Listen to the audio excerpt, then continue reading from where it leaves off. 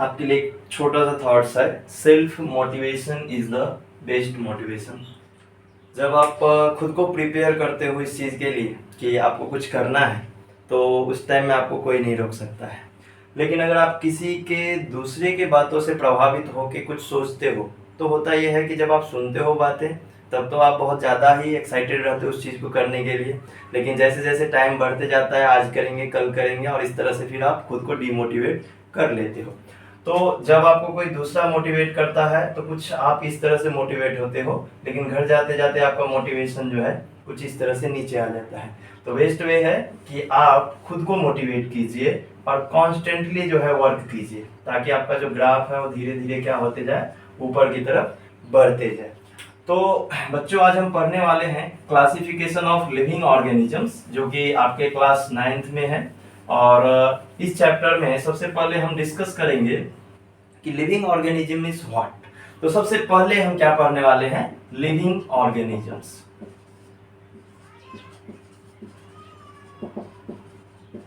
जब हम बात करते हैं लिविंग ऑर्गेनिजम्स की, तो हम इसे डिफाइन तो नहीं कर सकते हैं, लेकिन on the basis of characters, कुछ कैरेक्टर्स के बेस पे हम क्या कर सकते हैं, इसे बता सकते हैं कि यस यू आर लिविंग और नॉट। जैसे कि लिविंग कैरेक्टर्स क्या होंगे, यानी जो ऑर्गेनिजम्स जीवित है उसका क्या कैरेक्टरिस्टिक फीचर्स है। तो उनमें सबसे मेन की क्या होना चाहिए, ग्रोथ होना चाहिए। ग्रोथ होना चाहिए means increase in number, increase in body mass, इन सब चीजों के बारे में हम डिस्कस करेंगे। देन ग्रोथ होने के बाद क्या होना चाहिए, डेवलपमेंट होना चाहिए। डेवलपमेंट मीन्स कुछ उसमें न्यू फीचर्स जो है ऐड होना चाहिए, न्यू फीचर्स ऐड होते रहेंगे। उसके बाद द ऑर्गेनिजम्स कैन रिप्रोड्यूस, उनमें रिप्रोडक्शन की एबिलिटी जो है वो होनी चाहिए। Reproduction means what, producing of new organisms. कोई ऑर्गेनिज्म जो है अपने जैसा कुछ नया ऑर्गेनिज्म फॉर्म करता है, प्लांट जो है सीड्स फॉर्म करते हैं, उस सीड से न्यू ऑर्गेनिज्म फॉर्म होता है। The process is called reproduction. हम ह्यूमन बीइंग क्या करते हैं, सेक्सुअली रिप्रोड्यूस करते हैं, न्यू बेबी फॉर्म करते हैं, that process is called reproduction. Interaction, तो जो भी लिविंग ऑर्गेनिजम्स है दे कैन इंटरैक्ट। जैसे अगर मैं एग्जांपल दे दूं कि मैं और आप, जैसे मैं आपके साथ इंटरैक्ट करूंगा, आप मुझे कुछ पूछेंगे, मैं उसका आपको आंसर दूंगा। आप कुछ कमेंट करेंगे हमारे इस वीडियो पे कि आपको अच्छा लगा वीडियो या नहीं लगा, तो मैं उस पर आपको थैंक यू बोलूंगा। अगर इफ इन केस कि आपको अच्छा नहीं लगा तो क्यों नहीं लगा, इसके बारे में हम ट्राई करेंगे, कोशिश करेंगे जानने की। तो ये क्या हो गया, इंटरेक्शन। चलो प्लांट्स के बारे में हम देख लेंगे, क्या प्लांट्स भी इंटरेक्ट करता है। यस, प्लांट्स भी इंटरेक्ट करता है। आपने देखा होगा कि अगर आपने कोई प्लांट्स लगाया और उसको अगर आपने एक घर में रख दिया तो विंडो की तरफ ग्रो होता है। ऐसा क्यों होता है, तो ऐसा इसलिए होता है क्योंकि ये रिस्पॉन्स करता है लाइट को, है ना। अगर आपने कोई प्लांट्स लगाया है और अगर आप दूर कहीं पानी डाल रहे हो तो उसका रूट किधर जाएगा, जिधर पानी मिल रहा है उसकी तरफ। तो उसको हम पढ़ेंगे कौन से ट्रॉपिज्म बोलते हैं, फोटोट्रॉपिज्म है, जियोट्रॉपिज्म है, ये सब डिटेल में हम पढ़ेंगे। ओके, तो this some features of the living characters. Okay, then growth हो गया, दैट मीन्स कि वो साइज इंक्रीज कर रहा, नंबर इंक्रीज कर रहा, मास इंक्रीज कर रहा। डेवलपमेंट बोल रहे मीन्स न्यू कैरेक्टर आ, जैसे प्लांट है, प्लांट में फ्लावर पहले से है क्या, नहीं, डेवलप हुआ है, न्यू कैरेक्टर्स ऐड हुए। Reproduction means new organisms form करना। एंड इंटरेक्शन मीन्स व्हाट, तो इंटरेक्शन मीन्स कि वो किसी और अदर ऑर्गेनिजम्स के साथ या क्लाइमेटिक फैक्टर के साथ अपने आप में क्या करता है, चेंजेस लाता है। देन उसके बाद मेटाबॉलिज्म। मेटाबॉलिज्म मीन्स क्या होता है कि जो भी चीजें आप खाते हो, यानी आप, हम ह्यूमन बीइंग है तो हम कंज्यूम करते हैं फूड। फूड कंज्यूम होने के बाद होता क्या है, उसका ब्रेक डाउन होता है। ब्रेक डाउन होने के बाद उस ग्लूकोज से एटीपी जनरेट किया जाता है, हमारा सेल ये सब काम करता है। तो इस प्रोसेस को ही क्या बोला जाता है, मेटाबॉलिज्म बोला जाता है। यानी कुछ नया सिंथेसाइज करना, कुछ नया कंपाउंड बनाना, या फिर जो हमारे पास कॉम्प्लेक्स ऑर्गेनिक फॉर्म हम कंज्यूम कर रहे हैं उसे ब्रेक करने का काम करना, दैट इज द मेटाबॉलिज्म। उसके बाद ये हो गया। देन उसके बाद डेथ। तो जो ऑर्गेनिजम्स लिविंग है उसी का डेथ होगा, जो डेड है उसका डिकम्पोजिशन होगा।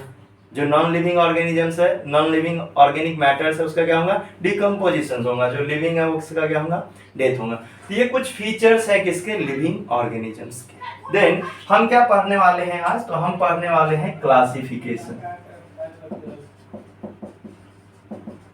एंड अब हम क्लासिफिकेशन पढ़ रहे हैं, तो आपको एक चीज बता दूं कि क्लासिफिकेशन हमारे लिए बहुत ही इंपॉर्टेंट होता है। जैसे मैं एक बायोलॉजी टीचर हूं, तो मैं क्लासिफाइड हूं ना कि मैं बायोलॉजी पढ़ाऊंगा। कोई फिजिक्स का टीचर है तो आपको फिजिक्स पढ़ाएंगे, तो हम भी क्लासिफाइड हैं। जैसे आपका घर ही है, आपके घर में हर एक काम करने का जो जगह है वो अलग अलग होता है। स्टडी रूम अलग होता है, हॉल अलग होता है, किचन अलग होता है, क्लासिफाइड है। अगर आप एक ही रूम में ये सब काम कर रहे हो तो आपको प्रॉब्लम होता है। तो सोचो, जब हम छोटे 3-4 काम एक साथ नहीं कर सकते हैं तो हमें इतना प्रॉब्लम होता है। करोड़ों स्पीसीज है प्लांट्स के और एनिमल्स के, तो अगर इसको हम क्लासिफाई नहीं करेंगे कि आप किस कैटेगरी से बिलोंग करते हो तो फिर हमें कंफ्यूजन नहीं होगा। यस, तो इसीलिए हमें क्लासिफिकेशन की क्या है, नीड है। तो क्लासिफिकेशन मीन्स होता क्या है ये हम समझेंगे।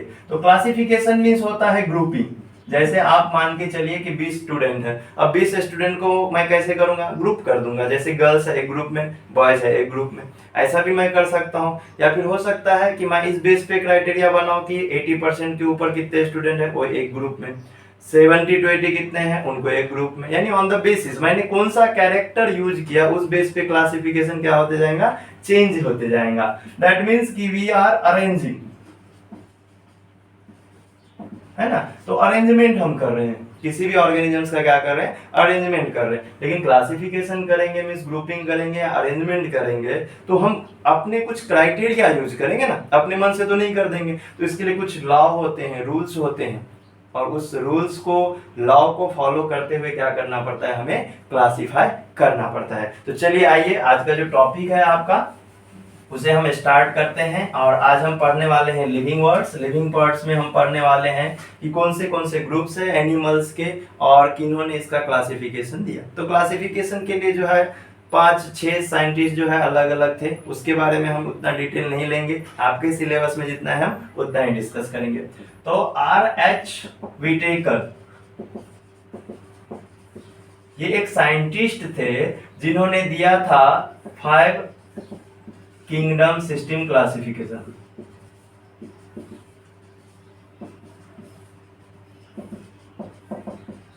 अब ये 5 सिस्टम क्लासिफिकेशन क्या है ये हम पढ़ने वाले हैं, जो आपके सिलेबस में है।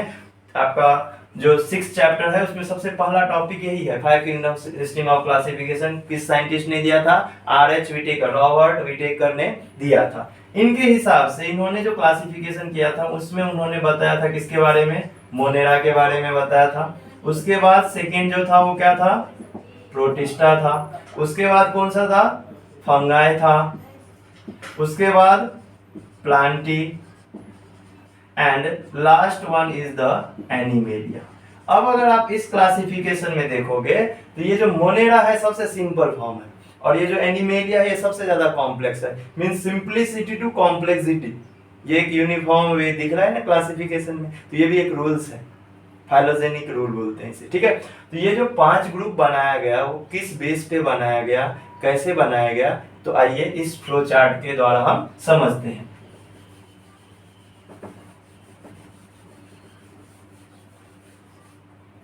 तो सबसे पहले हम हेडिंग दे देंगे लिविंग ऑर्गेनिजम्स।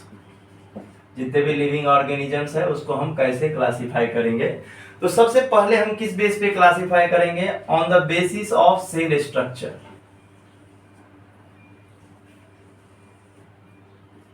हम किस बेस पे क्लासिफाई कर रहे हैं, on the basis of cell structure. Cell structure किस टाइप का है, और सेल स्ट्रक्चर हम कैसे पता करेंगे कि उसके ऊपर जो बॉडी है, उसके ऊपर जो ऑर्गेनल्स है, उसमें जो ऑर्गेनल्स है वो किस लेवल का है, एडवांस है या फर्स्ट टाइप का है या प्रिमिटिव टाइप का है। तो सबसे पहले क्या किया गया, लिविंग ऑर्गेनिजम्स को 2 ग्रुप में बांट दिया गया। पहला जो था वो था प्रोकैरियोट्स, प्रोकैरियोट्स या प्रोकैरियोटिक ऑर्गेनिजम्स आप बोल सकते हैं, कोई प्रॉब्लम नहीं है। और दूसरा जो रहा वो क्या था, यूकैरियोटिक ऑर्गेनिजम्स, शॉर्ट में उसको आरजी लिख देते हैं हम, ठीक है। एंड प्रोकैरियोटिक ऑर्गेनिजम्स किस बेस पे डिवाइड किया गया, on the basis of cell structure. लेकिन अब इसमें ऐसा क्या था जो इनको प्रोकैरियोट्स और इनको यूकैरियोट्स बोला गया, तो एक एक चीज करके हम समझेंगे। प्रो का जो मीनिंग होता है वो होता है प्रिमिटिव, प्रो का मीनिंग होता है प्रीमिटिव यानी अच्छे से डेवलप नहीं हुआ है, वेल डेवलप नहीं है। और जो कैरियोटिक है that means carry on. Carry on का मीनिंग होता है न्यूक्लियस। तो जिस ऑर्गेनिज्म का प्रिमिटिव न्यूक्लियस है उसे हम प्रोकैरियोट्स बोलते हैं। तो हमें कैसे पता चलेगा कि किस ऑर्गेनिज्म का जो न्यूक्लियस है वो प्रिमिटिव है, और किस बेस पे हम बोलेंगे कि भैया आपका न्यूक्लियस जो है प्रिमिटिव है, एडवांस नहीं है, आप अच्छे से डेवलप नहीं है। तो इस प्रिमिटिव न्यूक्लियस का मतलब है कि न्यूक्लियर मेम्ब्रेन एब्सेंट।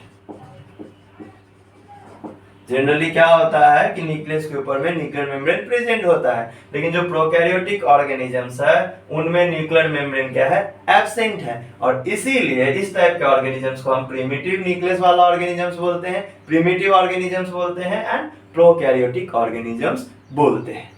तो अब हम देखेंगे कि प्रोकैरियोटिक ऑर्गेनिजम्स है कौन। तो इनमें जो पहला किंगडम है वो है मोनेरा। पहला किंगडम जो है वो है मोनेरा। तो मोनेरा एक ऐसा ऑर्गेनिजम्स है जिसका न्यूक्लियस क्या है, प्रिमिटिव है। तो इसमें मोनेरा के बारे में हम देखेंगे कि मोनेरा में और कौन आएगा। तो एक चीज ध्यान में रखिए कि मोनेरा का जो सोल मेंबर है, बोलते हैं ना आत्मा, जो मेन मेंबर है वो है बैक्टीरिया। तो जितने भी बैक्टीरिया होते हैं ये यूनिसेलुलर होते हैं और प्रोकैरियोटिक होते हैं। चलो आ जाते हैं हम एडवांस की तरफ, दैट इज द यूकैरियोट। तो जैसे आपने प्रो का मतलब क्या पढ़ा, प्रिमिटिव पढ़ा, वैसे ही यहाँ पे यू का मतलब क्या है, ट्रू। यू का मतलब क्या है, ट्रू। एंड ट्रू यानी कि एडवांस। ट्रू यानी क्या, एडवांस। एंड कैरियन का मतलब आपको पता है, कैरियन का मतलब क्या होता है, न्यूक्लियस। तो जिसका न्यूक्लियस एडवांस हो, ट्रू टाइप का हो, उसे हम यूकैरियोटिक ऑर्गेनिजम्स बोलते हैं। चलो पहले हमने क्या किया, लिविंग ऑर्गेनिजम्स को दो ग्रुप में बांट दिया। किस बेस पे, उसके सेल स्ट्रक्चर पे। सेल स्ट्रक्चर में हमने क्या देखा कि न्यूक्लियस पे मेम्ब्रेन है या नहीं है। यहाँ पे न्यूक्लियस पे मेम्ब्रेन नहीं था और इसीलिए हमने इसको प्रिमिटिव न्यूक्लियस बोला। प्रिमिटिव न्यूक्लियस बोला, इसमें कौन से मेंबर आएंगे, कौन सा किंगडम आएगा, तो किंगडम मोनेरा आएगा। और मोनेरा का मेन मेंबर क्या है, बैक्टीरिया। तो बैक्टीरिया और मोनेरा जो है वो प्रोकैरियोटिक ऑर्गेनिजम्स है, यूनिसेलुलर ऑर्गेनिजम्स है। दूसरा हमने देखा यूकैरियोटिक ऑर्गेनिजम्स। यूकैरियोटिक ऑर्गेनिजम्स यानी क्या, eu means true, advance, and karyon means what, nucleus. तो जिसका न्यूक्लियस एडवांस हो उसे हम यूकैरियोट्स बोलते हैं। किस बेस पे बोलेंगे कि भैया आपका न्यूक्लियस एडवांस है, तो जिसके पास न्यूक्लियर मेम्ब्रेन प्रेजेंट है, न्यूक्लियर मेम्ब्रेन प्रेजेंट है, तो उसको हम क्या बोलेंगे, यूकैरियोट्स बोलेंगे। तो यहां तक आपको ओके है, समझ गया होगा। देन हम आगे क्या करेंगे, फॉरवर्ड करेंगे किसको, यूकैरियोटिक ऑर्गेनिजम्स को फिर से डिवाइड करेंगे। क्योंकि प्रोकैरियोट्स में एक ही किंगडम है, मोनेरा, लेकिन यूकैरियोट्स में बहुत सारे किंगडम है, 4 किंगडम आएंगे। तो उस 4 किंगडम को फिर कैसे कैसे डाइवर्ट किया गया, किस तरह से उनको बांटा गया है, उसके बारे में हम पढ़ेंगे। तो इसीलिए जो ये मीनिंग है ये आप अपने बुक में नोट डाउन कर लीजिए, और मैं इसको मिटा रहा हूं यहाँ से, ताकि हम आगे का जो क्लासिफिकेशन है वो कंप्लीट कर सके। अब यूकैरियोटिक ऑर्गेनिजम्स जो है इसको फिर से डिवाइड कर दिया गया। यूकैरियोटिक ऑर्गेनिजम्स को फिर से डिवाइड कर दिया गया 2 ग्रुप में। किस टाइप पे, किस स्ट्रक्चर पे, तो on the basis of their organisation, organisation के बेस पे, on the basis of organisation, unicellular organism, on the basis of organisation. किस तरह का ऑर्गेनाइजेशन है, दैट मीन्स कि सेल लेवल का ऑर्गेनाइजेशन है, टिश्यू लेवल का है, या फिर ऑर्गन लेवल का है, या ऑर्गन सिस्टम लेवल का है। तो इस बेस पे इन्होंने क्या कर दिया, यूनिसेलुलर को क्या कर दिया, अलग कर दिया। यूनिसेलुलर ऑर्गेनिजम्स को अलग कर दिया और मल्टीसेलुलर को अलग कर दिया। आपने ध्यान में रखना है, प्रोकैरियोटिक ऑर्गेनिज्म जो आपका मोनेरा है, प्रोकैरियोटिक ऑर्गेनिज्म कौन है, मोनेरा है। और मोनेरा भी क्या होते हैं, यूनिसेलुलर होते हैं, ये ध्यान में रखना है। आपको ये लगता है कि यूनिसेलुलर ऑर्गेनिज्म प्रोकैरियोटिक होता है, नहीं, प्रोकैरियोटिक का मतलब प्रिमिटिव न्यूक्लियस होता है। और जो प्रोकैरियोट्स है उनके पास भी यूनिसेलुलर बॉडी है, हमारे यूकैरियोटिक ऑर्गेनिजम्स में भी यूनिसेलुलर ऑर्गेनिजम्स है। तो ये आपको याद रखना है। तो unicellular organisms and multi cellular organisms, ऐसे दो टाइप्स के ऑर्गेनिजम्स जो है डिवाइड किया गया किसमें से, यूकैरियोटिक। ऐसे ऑर्गेनिजम्स यानी जिनके एडवांस न्यूक्लियस है, जिनके ऊपर न्यूक्लियर मेम्ब्रेन है, ऐसे ऑर्गेनिज्म को फिर से दो भागों में बांट दिया गया। किस बेस पे कि उसका बॉडी ऑर्गेनाइजेशन कैसा है, एक सेल से बना हुआ है पूरा बॉडी या मल्टीपल सेल से बना हुआ है। तो जो यूनिसेलुलर ऑर्गेनिजम्स है, तो यूनिसेलुलर यूकैरियोटिक, ध्यान देंगे यूनिसेलुलर यूकैरियोटिक जो ऑर्गेनिजम्स है वो है प्रोटिस्टा। प्रोटिस्टा में आप पढ़ोगे कि प्रोटिस्टा में यूनिसेलुलर यूकैरियोटिक ऑर्गेनिजम्स है। एग्जाम्पल में आएगा यूग्लिना है, अमीबा है, पैरामीशियम है, फाइटोप्लैंक्टन्स है। तो ये सब ऑर्गेनिजम्स किसमें आते हैं, यूनिसेलुलर ऑर्गेनिजम्स में आते हैं। मैं इसके लिए आगे वीडियो भी बनाऊंगा आपके लिए, आप उसमें देखोगे भी कि किस तरह से इसमें कौन से ऑर्गेनिजम्स आते हैं, उसके क्या कैरेक्टरिस्टिक फीचर है। तो अभी फिलहाल हम इसे डिवाइड कर दें। तो प्रोटिस्टा भी क्या है, यूनिसेलुलर ऑर्गेनिजम्स है, यूकैरियोटिक है, मतलब इसका बॉडी जो है वो सिंगल सेल से बना हुआ है। मल्टीसेलुलर ऑर्गेनिजम्स, मल्टीसेलुलर ऑर्गेनिज्म मतलब जिसका body more than one cell से बना हो, body is made up of more than one cell. जैसे हमारा बॉडी तो बहुत सारे ऑर्गन से बना है, किसी किसी ऑर्गेनिजम्स का बॉडी जो है बहुत सारे टिश्यू से बना है, किसी किसी ऑर्गेनिज्म में बहुत सारे सेल से बना है, और कोई सिंगल सेल ऑर्गेनिजम्स है, एक ही सेल है उनका। तो मल्टीसेलुलर ऑर्गेनिजम्स, मल्टीसेलुलर ऑर्गेनिजम्स को क्या कर दिया गया, फिर से डिवाइड कर दिया गया, क्योंकि मल्टीसेलुलर ऑर्गेनिजम्स में भी बहुत टाइप के हैं, सभी का नेचर एक जैसे तो है नहीं। तो मल्टीसेलुलर ऑर्गेनिजम्स को डिवाइड किया गया on the basis of cell wall. अब ये क्या होता है ये भी मैं बताता हूं, किस बेस पे डिवाइड किया, on the basis of cell wall. यानी जैसे कोई बॉडी है, जैसे कोई मान के चलिए ये ऑर्गेनिजम्स है, तो ये जो सबसे पहले का जो मेम्ब्रेन है ये कौन सा है, प्लाज्मा मेम्ब्रेन है। इसके ऊपर में क्या प्रेजेंट है, एक और लेयर है, इसे ही बोला जाता है सेल वॉल। लेकिन ये सभी ऑर्गेनिजम्स में नहीं होते हैं, खास करके एनिमेलिया में तो होता ही नहीं है। तो यहाँ पे क्या हो गया कि जो मल्टीसेलुलर ऑर्गेनिजम्स है उसको दो भागों में बांट दिया गया, जिसमें हम बोलते हैं विद सेल वॉल, यानी जिसका बॉडी सेल वॉल, जिसके बॉडी पे सेल वॉल प्रेजेंट है। जिसके बॉडी पे सेल वॉल नहीं प्रेजेंट है उसको हम क्या बोलेंगे, विदाउट सेल वॉल। आपको फोटोग्राफ्स भी दिखाया जाएगा और आप इस फोटोग्राफ को देखते हुए पता कर सकते हैं, डायग्राम में आप देख सकते हैं कि सेल वॉल जो है वो किस तरह से दिखता है, किस तरह से प्लाज्मा मेम्ब्रेन के ऊपर में एक एक्स्ट्रा मेम्ब्रेन आपको दिख रहा है, और वो जो मेम्ब्रेन आपको एक्स्ट्रा दिख रहा है वो क्या है, सेल वॉल है।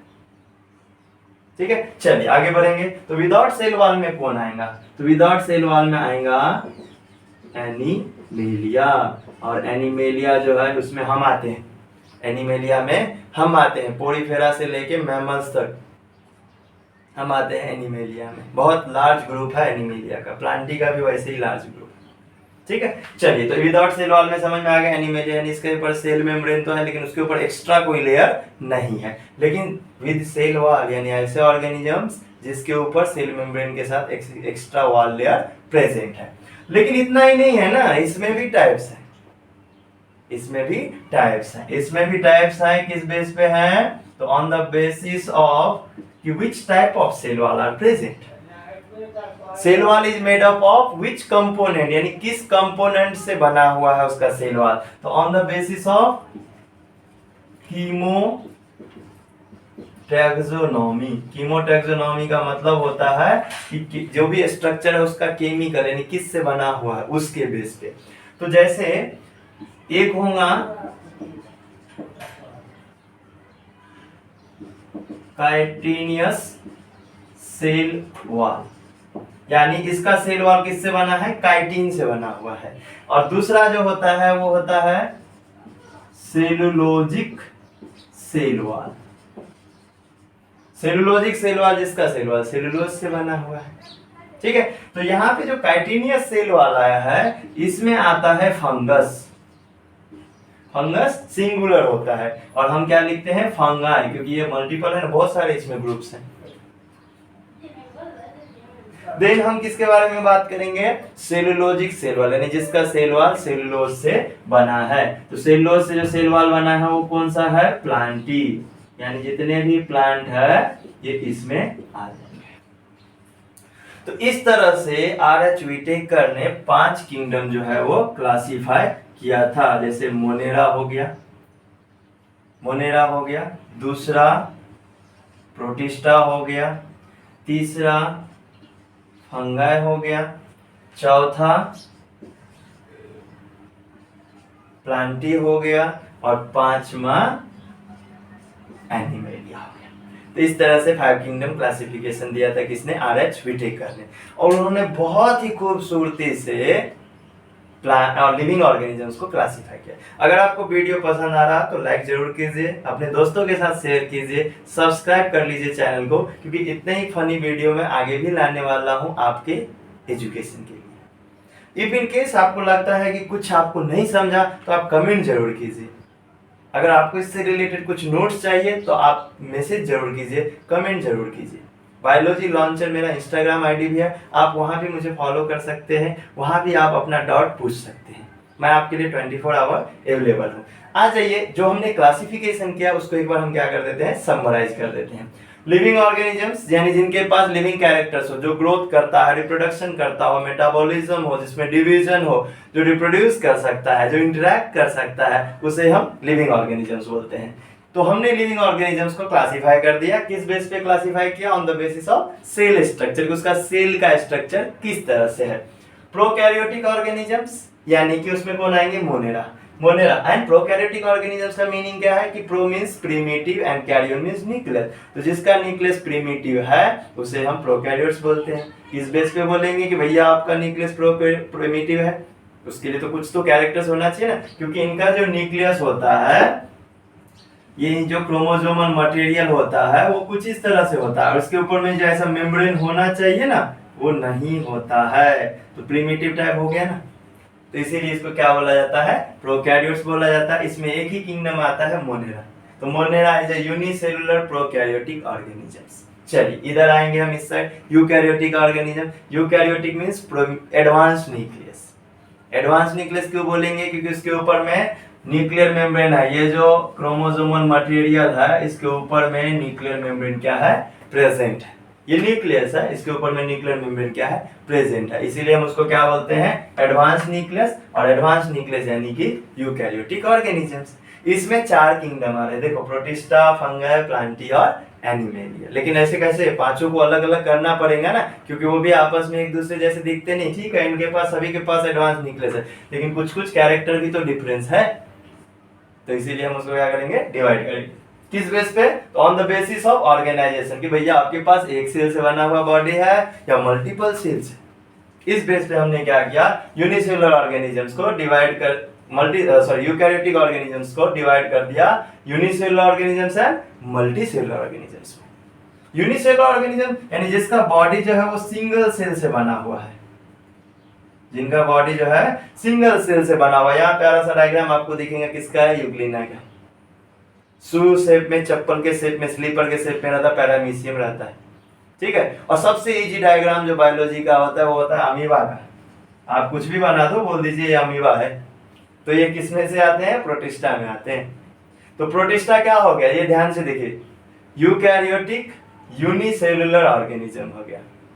मल्टीसेलुलर की तरफ बढ़ेंगे हम। मल्टीसेलुलर ऑर्गेनिजम्स में तो बहुत सारे ग्रुप्स हैं और भी बाकी मेंबर्स हैं, तो उनको हम एक ग्रुप में नहीं रख सकते, तो हमें क्लासिफिकेशन करना है, इजी टू स्टडी करना है। ठीक है, इसलिए हमने क्या किया, मल्टीसेलुलर ऑर्गेनिजम्स को फिर से डिवाइड कर दिया। डिवाइड करने के बाद क्या कर दिया, with cell wall and without cell wall, यानी सेल वॉल है कि नहीं है, इस बेस पे क्लासिफाई किया। हमने देखा कि with cell wall and without cell wall में जब हमने डिवीजन किया तो विदाउट सेल वॉल में हमारे पास एक ही किंगडम आया, एनिमेलिया। इनके पास सेल वॉल नहीं है, इनके पास सेल वॉल नहीं है, इनके पास प्लाज्मा मेम्ब्रेन है लेकिन सेल वॉल नहीं है। तो इनको हम कैसे बताएंगे, eukaryotic multicellular without cell wall organisms, यानी इनके सेल के ऊपर में वॉल नहीं है, ये इनका बॉडी जो है वो मल्टीसेलुलर है और ये यूकैरियोटिक ऑर्गेनिजम्स है। ठीक है, हम इसमें आते हैं एनिमेलिया में।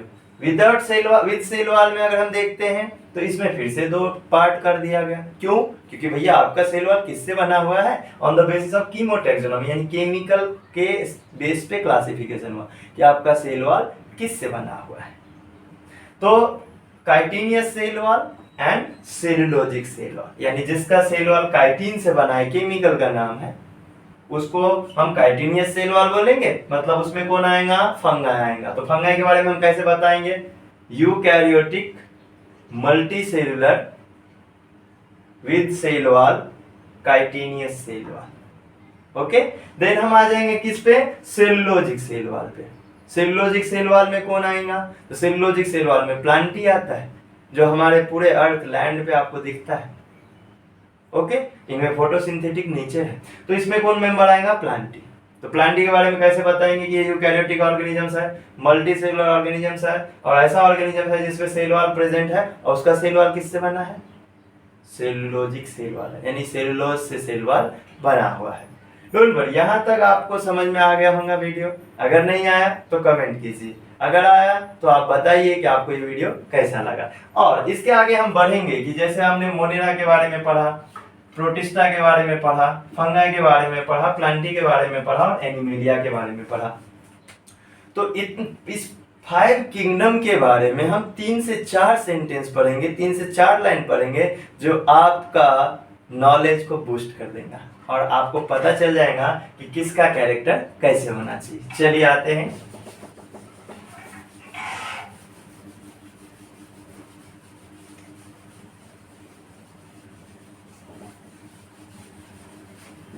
तो सबसे पहले हमने क्या देखा था? मोनेरा। सबसे पहले 5 किंगडम में जो पहला किंगडम है वो क्या है? मोनेरा। तो मोनेरा में कौन आता है? बैक्टीरिया आता है, और बैक्टीरिया जो है वो हर जगह होता है, सीक्रेट ऑफ नेचर बोला जाता है। आप में, हम में, यहाँ वहाँ हर जगह है, दिखता नहीं है।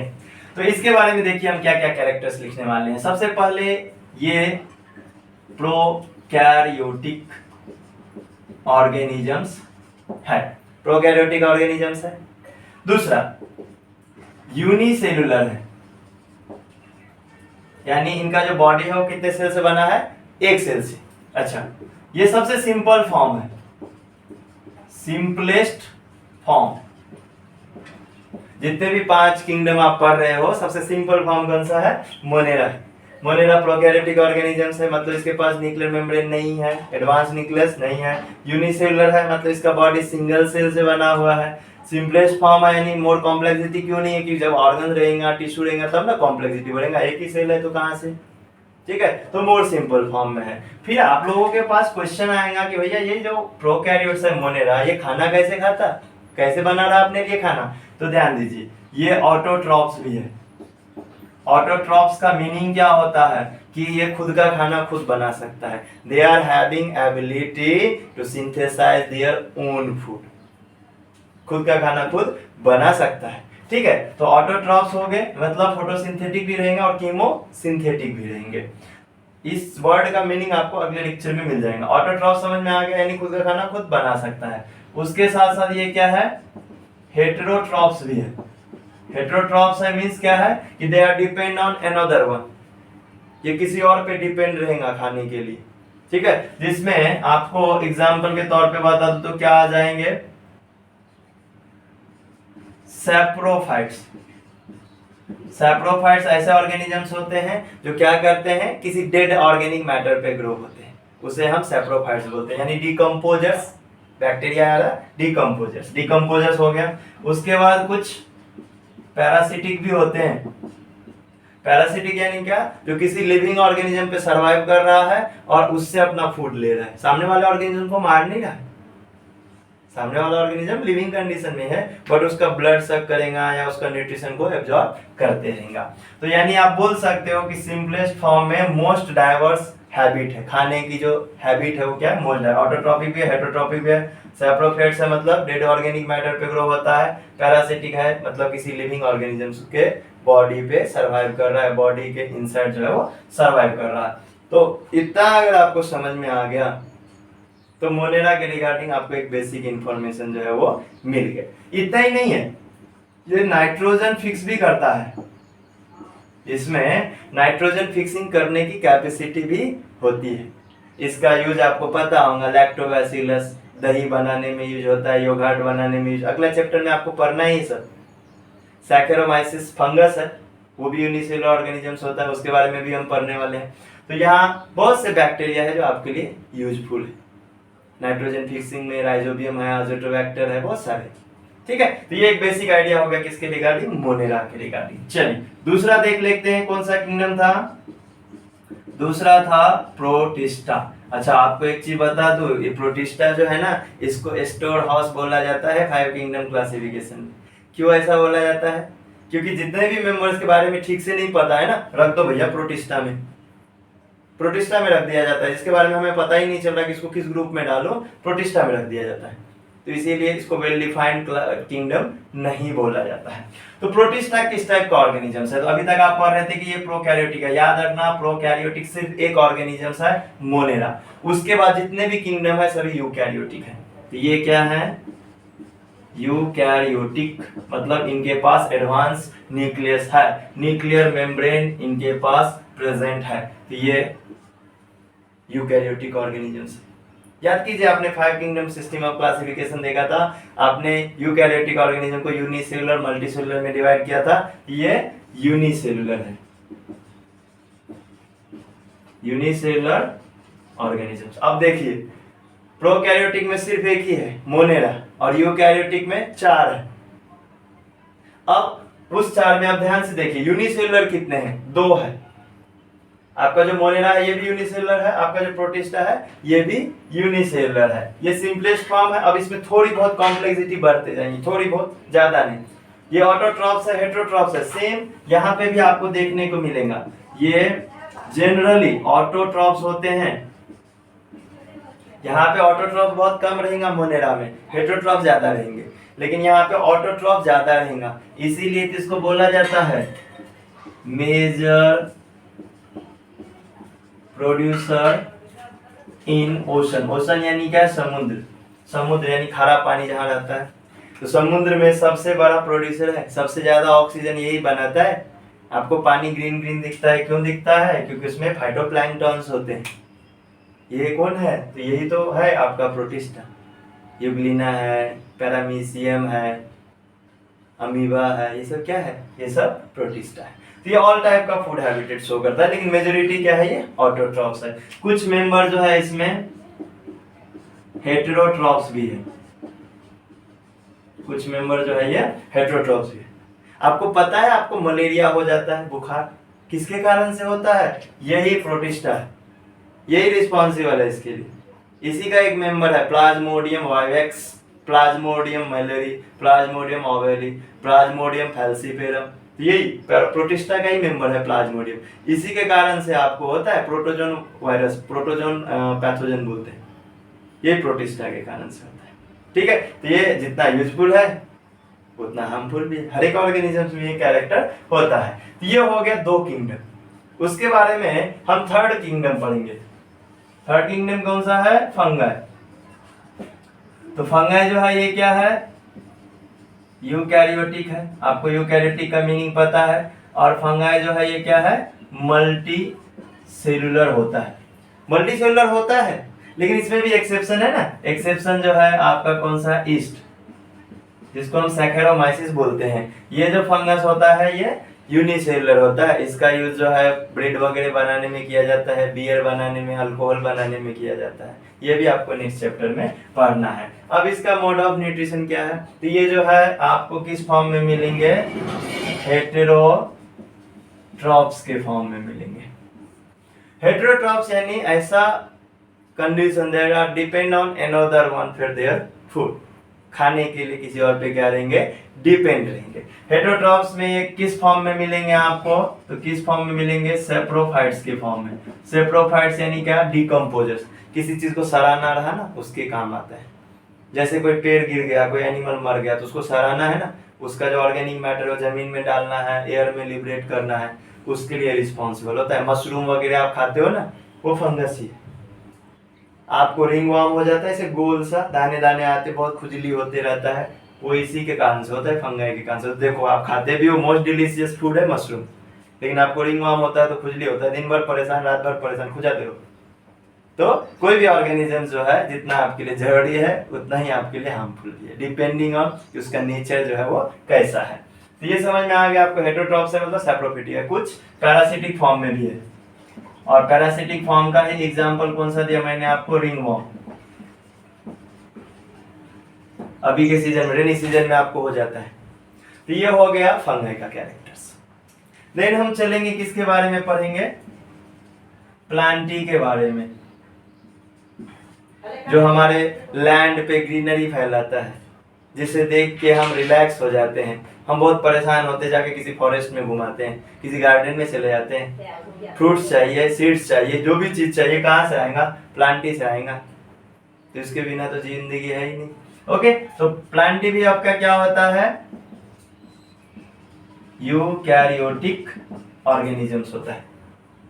और ये भी जो है ये कैसे होते हैं, मल्टी सेलुलर होते हैं। ठीक है, अब ये फंगस जो होते हैं इनका बॉडी ऑर्गेनाइजेशन अगर देखा जाए तो लूज टिश्यू से बना होता है, इनमें ऑर्गन डेवलप होना स्टार्ट हो गया। तो मल्टी सेलुलर है, यूकैरियोटिक है, और इनका कैसा है ऑर्गेनाइजेशन, तो tissue organ level, tissue and organ level का ऑर्गेनाइजेशन है। आगे ना इनमें ऑर्गन्स में female reproductive part, female reproductive flower है, रूट है, स्टेम है, अलग अलग ऑर्गन्स डेवलप हो गए, पार्ट जो है वो डेवलप हो चुके हैं, फ्रूट्स है। इनका नेचर कैसा है, तो भैया ये तो ऑटोट्रॉप्स हैं। ऑटोट्रॉप्स है मतलब खुद का खाना खुद ही बना लेते हैं, इनमें फोटोसिंथेसिस करने की कैपेसिटी है, और इसीलिए तो इनको प्रोड्यूसर बोला जाता है। तो प्रोड्यूसर कहाँ, लैंड पे, क्योंकि ओशन में कौन है प्रोड्यूसर, प्रोटिस्टा, लैंड पे कौन है, प्लांटी। तो प्लांटी जो है क्या है, चीफ प्रोड्यूसर है ऑन लैंड। 20 to 30% ऑक्सीजन जो है लैंड पे प्लांटी ही देता है, और ओशन में 70% जो आपका प्रोटिस्टा और ग्रीन अलगी वगैरह जो है वो दोनों मिलके देते हैं। तो यूकैरियोटिक है, मल्टीसेलुलर है, टिश्यू लेवल का और ऑर्गन लेवल का ऑर्गेनाइजेशन है, और ये ऑटोट्रॉपिक।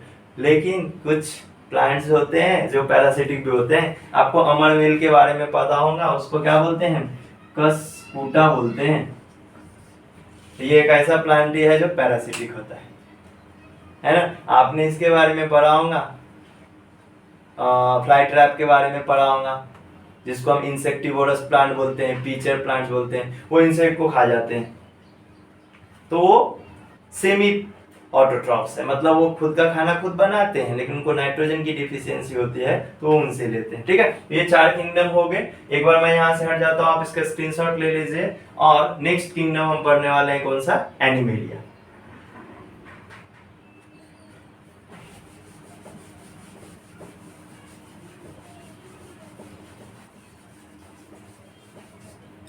तो सबसे जो हायर रैंक पे है, सबसे जो कॉम्प्लेक्स है, दैट इज द एनिमेलिया। तो एनिमेलिया यूकैरियोटिक है, एनिमेलिया यूकैरियोटिक है, मल्टीसेलुलर है। मल्टीसेलुलर, इसका बॉडी बहुत सारे सेल से बना हुआ है। इसका ऑर्गेनाइजेशन है कैसा है, बॉडी ऑर्गेनाइजेशन कैसा है, तो tissue, organ and organ system. Organ system यानी क्या, देखो हमारा हार्ट, लंग्स, किडनी, ये सब कनेक्टेड है एक दूसरे से। ऑक्सीजनेशन के लिए लंग्स पे पास आएंगे ब्लड, फिल्ट्रेशन के लिए कहाँ जाएगा, किडनी के पास, और फिर उसमें से पैथोजेंस ये सब निकालने के लिए लीवर के पास जाएगा। ये साइकिल चल रहा है ना, एक दूसरे से कनेक्टेड है ना, इसलिए ऑर्गन सिस्टम। ओके, देन इसका मोड ऑफ न्यूट्रिशन क्या है, तो ये होते हैं कंज्यूमर। कंज्यूमर यानी जो किसी को कंज्यूम करते, खाते हैं, जो किसी को खा जाते हैं, कंज्यूम करते हैं, और इसीलिए इसको क्या बोला जाता है, हेटेरोट्रॉप्स बोला जाता है। इसीलिए इसको क्या बोला जाता है, हेटेरोट्रॉप्स बोला जाता है। तो यहाँ तक आपको क्लियर हो गया होगा। इसमें एग्जाम्पल में आप बहुत सारे एग्जाम्पल दे सकते हो, लायन है, टाइगर है, ह्यूमन बीइंग है, मंकी है, जेब्रा है, सब जो भी एनिमल्स है, every animals included in animalia, सभी के सभी किसमें आते हैं, एनिमेलिया में आते हैं। तो आई होप कि ये वीडियो आपके लिए जो है वो कहीं ना कहीं जो है हेल्पफुल रहेगा आपकी स्टडी के लिए। आप इस वीडियो को जरूर देखें, पूरा एंड तक देखें और अपने दोस्तों के साथ भी शेयर करें, उनको भी बताएं बायोलॉजी लॉन्चर का नाम। और इंस्टाग्राम पे भी आप मुझे बायोलॉजी लॉन्चर से फॉलो कीजिए। आपकी डॉट का सॉल्यूशन मेरे पास है, आप बिल्कुल कभी भी मुझे मैसेज कीजिए, मैं आपके डॉट पे वीडियो जरूर बनाऊंगा। मैं अभी आपका फर्स्ट लेक्चर ले रहा हूँ 9th क्लास का, chapter number 6 classification of plant भी हम करने वाले हैं इसके बाद। तो यहाँ तक आपको समझ में आ गया होगा आई होप। अगर नहीं आया, आपको कुछ डाउट है, आपको कोई प्रॉब्लम है तो कमेंट जरूर कीजिए। और अगर आपको पसंद आया वीडियो तो लाइक जरूर कीजिएगा, इससे हमें एनर्जी मिलता है। Thank you so much, thank you.